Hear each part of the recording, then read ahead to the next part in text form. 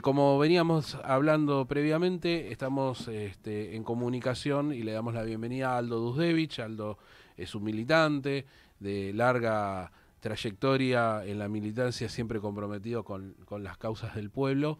Es autor de Salvados por Francisco. Y bueno, la verdad que venimos en una semana muy difícil ante el fallecimiento del Papa Francisco y queríamos hablar con él para bueno, también honrar la memoria de Francisco y el legado. Así que te agradecemos mucho, Aldo, por este contacto con Radiográfica. Acá Ariel Velázquez, Pablo Suárez te saludan.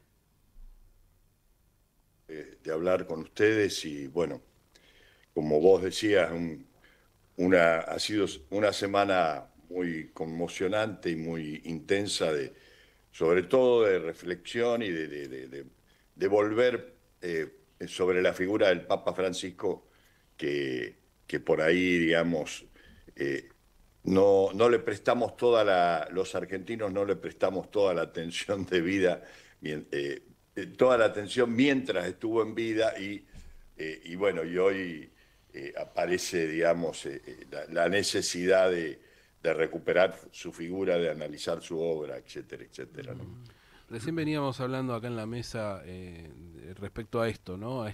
Que el ruido o esa bruma de la interna política, de la dirigencia, principalmente de la dirigencia, de los medios electrónicos de comunicación, nos hicieron perder a muchos, le hicieron perder a muchos, otros no, la importancia de tener un papa argentino, pero no solo por la cuestión quizás de casualidad o lo que fuera de haber nacido de este lado del mundo, sino por la trascendencia, ¿no? De haber nacido de este lado del mundo y llevar el mensaje que llevó Francisco. ¿Cómo ves esa situación? Bueno, mira, hablando, una periodista italiana me dice, usted dijo que es el hombre más importante del mundo, de la historia. Digo, no, yo lo que estoy diciendo es que Francisco, sin ninguna duda, es el argentino más importante de la historia universal. O sea, nosotros en la historia argentina tenemos mucha gente importante, pero que haya tenido, un argentino que haya tenido la trascendencia universal que tuvo Francisco, no tenemos a nadie. Si uno ve el concierto de los grandes líderes, hoy, ¿qué tenés en el mundo? Lo tenés a Trump, a Putin y a Xi Jinping y a Francisco. Y si a cualquier lugar, en cualquier lugar del mundo, en cualquier idioma que sea, le das a elegir a una persona que te señale, digamos, de estos cuatro, alguno de los cuatro, no tengas ninguna duda que te lo va a señalar a nuestro Papa Francisco. O sea, un hombre que ha cobrado, digamos, una importancia, una trascendencia a nivel planetario Uh -huh. que realizó profundos cambios en la Iglesia a partir de hacer una apertura de la Iglesia, yo digo siempre, a las existencias hacia la periferia existencial y hacia la periferia geográfica. Hacia la periferia existencial porque él asumió diciendo queremos una iglesia pobre para los pobres y trabajó en esa dirección, en la apertura de la iglesia a lo que él llamó el descarte de esta sociedad de neocapitalismo salvaje. Hizo la apertura hacia los inmigrantes, hacia los discriminados por su raza, por su religión o por su condición sexual. Y hizo una apertura hacia las periferias geográficas porque incorporó, digamos, empezó a incorporar al gobierno, a la iglesia, además de hacer una enorme cantidad de viajes a distintos lugares que nunca había pisado un papa de la Iglesia Católica, Uh -huh. empezó a incorporar a la Iglesia Católica cardenales, obispos, es decir, dirigentes nuevos en la iglesia, en una iglesia vaticana que estaba fundamentalmente controlada por una estructura europea, por una minoría, digamos, allí de jerarquías católicas exclusivamente europeas, y lo que él hizo ha abierto esa iglesia a una incorporación importante de gente en la conducción de la iglesia, que es lo que quienes van ahora a reunirse para elegir el nuevo papa de distintos lugares del mundo, ¿no? Bueno, esto es parte de las grandes transformaciones que él inició, que yo no tengo ninguna duda, digamos, que aunque el papa obviamente no va a ser lo mismo que Francisco, pero que quien venga va a continuar, digamos, va a dar una continuidad en esa línea que nuestro Papa Francisco vino trabajando y elaborando, ¿no? Ujú. Ahí comentábamos con Ariel, Aldo, que, bueno, que gracias a Francisco se abrieron las puertas de la iglesia, se abrieron de adentro hacia afuera. Eh, y tiene que ver quizás, ahí tenemos algún punto en común, no sé cuál es tu opinión, a partir de la doctrina social de la iglesia, ¿no? Que hay muchos puntos en común con el peronismo, por más que él nos asumía peronista o públicamente nos asumía peronista. ¿Ves puntos de encuentro entre la doctrina peronista y la doctrina que llevó a cabo Francisco desde el Vaticano? Sí, por supuesto. Yo suelo, para explicar esto, digo, la doctrina justicialista se nutre básicamente de la doctrina social de la Iglesia. Francisco, obviamente, es decir, sostiene, recupera, actualiza esa doctrina social de la Iglesia. Entonces, de pronto, si nos encontramos, digamos, que es muy parecido a aquello que dice Francisco a lo que dice el peronismo, bueno, de pronto sería como analizar cuál es el huevo y la gallina, porque si nosotros tomamos de la doctrina social de la Iglesia, lo transformamos, digamos, en un pensamiento político, luego ese pensamiento político tiene mucho que ver con la doctrina social, es difícil luego decir, no, pero Francisco toma esto por... ¿Quién lo dijo primero? ¿Lo dijo Perón o lo dijo la Renum Novarum hace 80, 90 años atrás? Entonces, digo, en eso no hay ninguna duda que el pensamiento de Francisco, y si uno lee la Fratelli Tutti, que es su última encíclica, y que está dirigida a todos los pueblos del mundo, es decir, hermanos todos, dice Fratelli Tutti, es un pensamiento, digamos, no para los católicos, sino para el conjunto de la comunidad. Yo digo, muchachos, si queremos hacer una actualización doctrinaria del peronismo, bueno, ahí tenemos un elemento sustancial de una enorme valor intelectual, teórico, que es la Fratelli Tutti, que nos permite, que hoy nos permitiría incorporar eso, digamos, y hacer una suerte de actualización doctrinaria del pensamiento peronista a la luz de lo que es el pensamiento de Francisco, ¿no?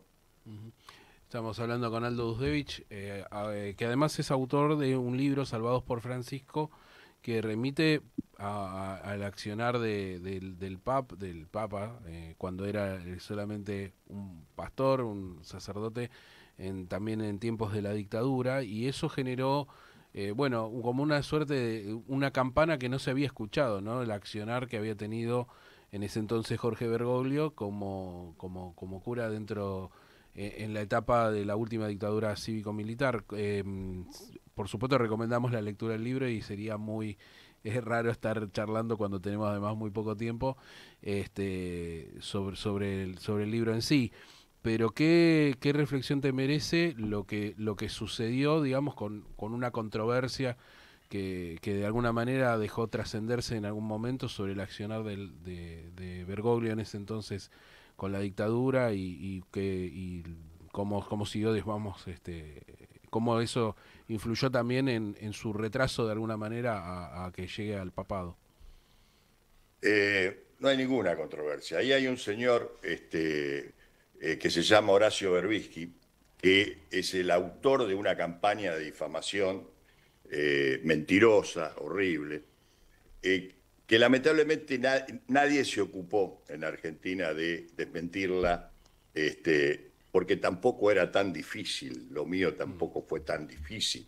Yo cuando le llevé este libro a Francisco dije, le puse, le pido disculpas en nombre de los argentinos por no haber hecho esto antes, ¿no? Porque lo hice en 2019 y había pasado un montón de tiempo. Berbisky acusó a Francisco de ser colaborador de la dictadura y eso quedó durante muchos años y eso dio vuelta por el mundo y sigue dando vuelta por el mundo cuando la realidad es que Francisco hizo todo lo contrario. Y lo que está en el libro son 25 testimonios de gente a la cual Francisco escondió, ayudó, le proporcionó documentos falsos, algunos le dio su propio documento, le organizó las fugas para que salgan del país. Digo, algo que no, por supuesto hasta ahora digo, no se sabe a quién salvó Berbisky, no sabemos de nadie que Berbisky haya salvado a alguien, pero tampoco es común que tengamos escritos o recopilaciones de esta naturaleza respecto de otras personalidades. No había muchas, que no era una competencia de ver quién salvaba gente en 1976-77. Claro. Bueno, lo que yo plasmé en el libro son los testimonios de esta gente con nombre, apellido, grabaciones, etcétera, etcétera, que desmienten total y absolutamente, no solo que no tuvo nada que ver con las acusaciones de Berbisky diciendo que había entregado 2 jesuitas, etcétera, etcétera, sino que fue todo lo contrario. Fue un hombre que se expuso en forma casi irresponsable su propia seguridad y su propia vida para acompañar y para salvar vidas durante esa etapa tan dura que nos tocó vivir a los argentinos. Tal cual. Lo bueno, Aldo, es que en esta semana, salvo algunos grupos minúsculos de la izquierda cavernícola argentina, nadie sacó a relucir esta acusación falsa de Berbisky, ¿no? Uno pudo ver videos, pero muy minúsculos, de Bergoglio declarando en un juicio por la ESMA, que fue citado como testigo, justo en estos días, ¿no? Pero muy minoritario, digo, no prevaleció para nada esa versión.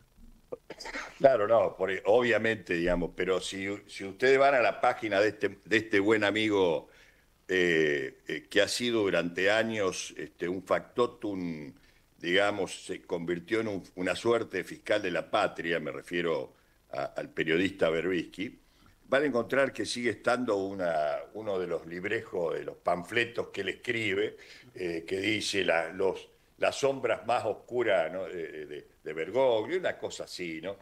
Y sus repetidores, muchos de sus repetidores obviamente ahora les conviene porque juegan a lo políticamente correcto. Y entonces hoy no es políticamente correcto decir, qué sé yo, entonces todos van allá a sacarse, muchos de los que van a sacarse la foto con el Papa, antes han estado llevando adelante esta campaña, y si no han estado llevando adelante esta campaña, han estado haciendo prudente silencio y dejando que Berbisky diga lo que se le canta decir, y todos diciendo, y bueno, será, no será, yo no sé. Mirá, yo te corregí, vos dijiste una controversia. No, hermano, no hay ninguna controversia. Hay un HDP que se dedicó a destruir la figura de un hombre que no tenía nada que ver. Entonces yo ahí no tengo ninguna controversia. Digo, vos, acá hay una campaña que se hizo y hay una verdad y hay una realidad incontrastable que es del otro lado. Sin embargo, lamentablemente, bueno, esto pasa con Perón también, ¿no? Y si es alguna de las cosas que yo hago permanentemente, que he escrito y que sigo escribiendo, es recuperar la figura del tercer Perón, que también se ha hecho lo mismo, diciendo que Perón fue creador de la AAA, que los echó de la plaza, que mandó a matar a los jóvenes, bla, bla, bla, bla. Toda una sarta de interpretaciones capciosas de la historia que lo que buscan es destruir el mito originario del peronismo, destruir a Perón y decir que Perón era nazi-fascista, igual que dijeron sus papás o ellos mismos en 1945 cuando hicieron la Unión Democrática, porque acusando de que Perón era la expresión de los nazis y del fascismo en la Argentina. Entonces, digo, todas estas cosas están dando vuelta, y lo que hay que empezar a hacer es aquellos que somos peronistas, empezar a dar esta pelea política por la historia, ¿no? Porque muchos a mí me critican y me dicen, no, no tenés que hablar en esto, no ve que no es momento, no hay que pelearse, bueno, no, y mientras no hablamos, no nos peleamos, no decimos nada, esta cosa sigue dando vueltas, ¿no? Y sigue creciendo. Y la única versión sigue siendo esta que nos dieron alguna vez estos muchachos, que, insisto, igualmente que lo del Papa, que nuestro Papa Francisco, han hecho, digamos, ese